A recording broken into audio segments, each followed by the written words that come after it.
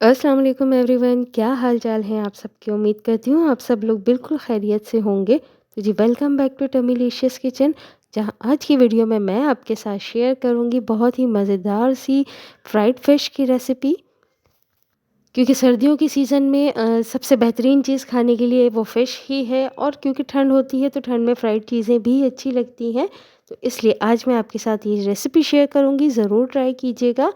और साथ ही मैंने आज अपनी ओल्ड ड्रेसिंग टेबल को एक नई लुक दी थी, तो सोचा आप लोगों के साथ भी शेयर करूँ, हो सकता है कोई आइडिया मिल जाए। लेकिन सबसे पहले हम चलते हैं रेसिपी की तरफ और शुरू करते हैं अल्लाह ताला के बाबरकत नाम से, जो बहुत मेहरबान निहायत रहम करने वाला है। तो यहाँ पर मैंने रोहू मछली ले ली है 1 किलो, जिसमें कि बहुत अच्छे तरीके से पीछे की तरफ मैंने कट्स लगा दिए हैं। छिलके मैंने इसके उतरवा दिए थे, जो भी पर थे इसके वो रिमूव हुए हुए हैं, और दोनों तरफ मैंने अच्छे से कट लगा दिए हैं।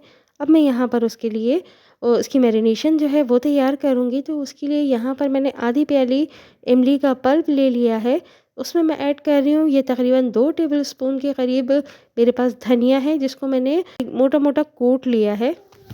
साथ ही यहाँ पर मैं ऐड करूँगी 1 टेबलस्पून गार्लिक है, लहसुन का पेस्ट है, जिसमें कि मैंने ज़रा सा भी पानी नहीं डाला है, तो ये मैंने इसमें ऐड कर दिया है। सफ़ेद ज़ीरा मैं इसमें ऐड करूँगी, वो भी 1 टेबलस्पून है। इसको भी मैंने बहुत मोटा मोटा कूट लिया है, बिल्कुल पिसा हुआ नहीं होना चाहिए ये।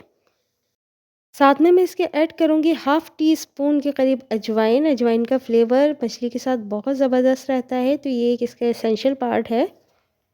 कुटी हुई लाल मिर्चें मैं इसमें डालूँगी 1 टीस्पून। आप अपने टेस्ट के हिसाब से कम और ज़्यादा कर सकते हैं। साथ ही इसमें थोड़ा-सा कलर देने के लिए मैं ऐड करूँगी पिसी हुई लाल मिर्च half tea spoon. Half tea spoon के करीब ही इसमें मैं ऐड करूँगी पिसा हुआ गरम मसाला।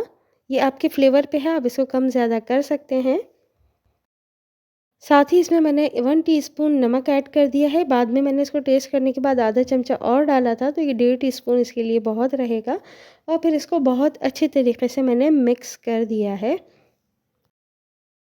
ये हमारा मसाला तैयार हो गया है। अब हम इसको बाइंडिंग के लिए इसमें ऐड करेंगे 2 टेबलस्पून बेसन। बेसन को आप भून के भी डाल सकते हैं और कच्चा भी डाल सकते हैं, इसकी खुशबू इतनी नहीं है फ़ील होती। और अगर आप चाहें तो आप इसके अंदर मैदा भी ऐड कर सकते हैं, लेकिन मुझे मछली के साथ बेसन का फ्लेवर ज़्यादा पसंद है, तो मैं अमूमन मछली के साथ बेसन ही डालती हूँ। और साथ ही यहाँ पर मैंने इसमें ऐड कर दिया है 1 अदद अंडा। तो ये दोनों चीज़ें, जो मसाला है ये अच्छे तरीके से बाइंड करने में हेल्प करेंगी, इसकी कोटिंग बहुत अच्छे से हो जाएगी।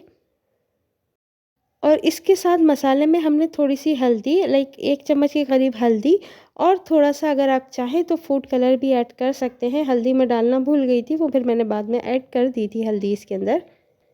और अब ये सारे मसाले मिक्स करके मैंने बहुत अच्छा सा इसको एक पेस्ट सा तैयार कर लिया है। अब हम इस मसाले को कोट करेंगे अपनी फ़िश के ऊपर और मैरिनेट करने के लिए रखेंगे। तो बस इस मसाले को अब हम चिकन के ऊपर मैरिनेट कर देंगे बहुत अच्छे तरीके से। उसकी जो हमने कट्स लगाए थे, उन कट्स के अंदर उस मसाले को भरेंगे, ताकि इसका मसाला अच्छे तरीके से अंदर पहुंच जाए। और फिर यहाँ लगाते लगाते मुझे ख़्याल आया कि मैंने इसमें हल्दी तो ऐड ही नहीं की थी। तो बस इसको मैंने दोबारा से उतार के इसके अंदर मैंने हाफ़ टी स्पून हल्दी ऐड की थी, और उसको फिर बहुत अच्छे तरीके से मिक्स कर लिया था। मैरिनेशन को फ़िश पे आगे पीछे अच्छी तरीके से तमाम कट्स के अंदर भी डाल के, और बहुत अच्छे से इसको हमने कोट कर देना है फ़िश को, ताकि ये बहुत अच्छा सा स्पाइस को अपने अंदर एब्ज़ॉर्ब कर ले। और फिर इसको मैं मैरिनेट करने के लिए तकरीबन 2 घंटे के लिए मिनिमम फ्रिज में रख दूँगी।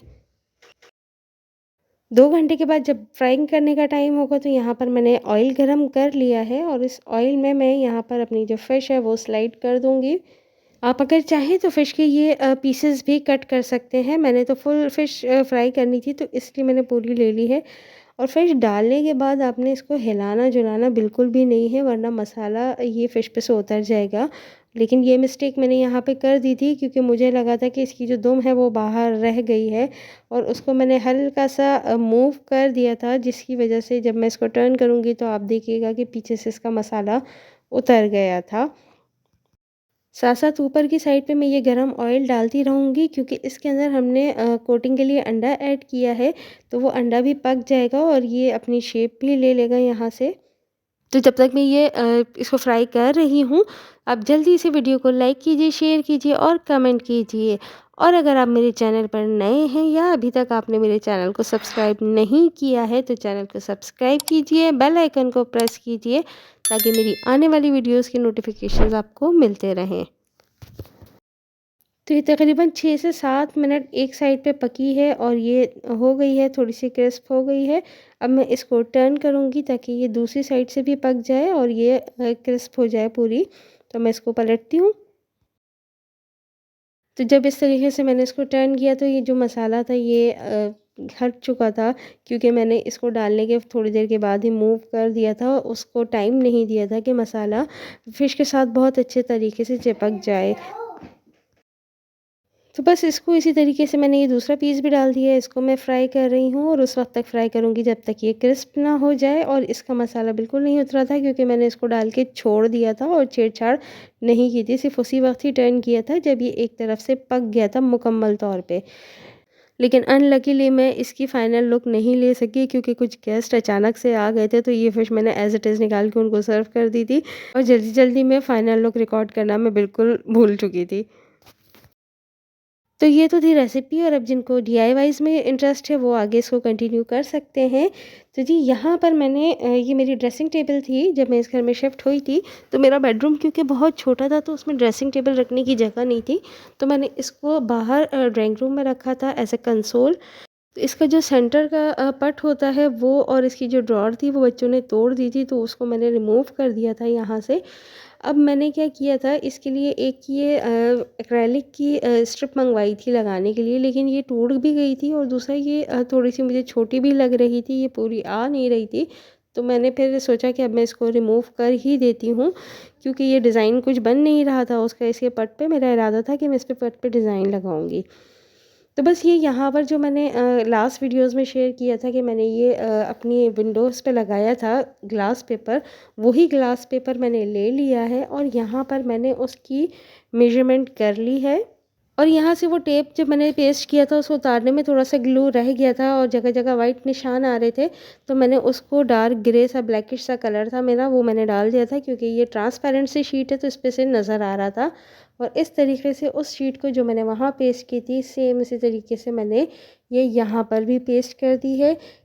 सेम इसको वुड पेपर की तरह पे मैं पेस्ट करूँगी कि ऊपर से एक स्ट्रिप मैंने एक पोर्शन मैंने पेस्ट कर दिया है, और अब नीचे से स्टिकर शीट जो है इसकी वो मैं उतारती जाऊँगी और स्क्रैपर की हेल्प से मैं इसको फ्लैट करती जाऊँगी, ताकि इसके अंदर कोई बबल्स ना बने और कोई भी लाइक क्रीज़ वगैरह भी ना आए। सेम इसी तरीके से दूसरी साइड को भी मैंने कवर कर लिया है और अब ये बिल्कुल रेडी है।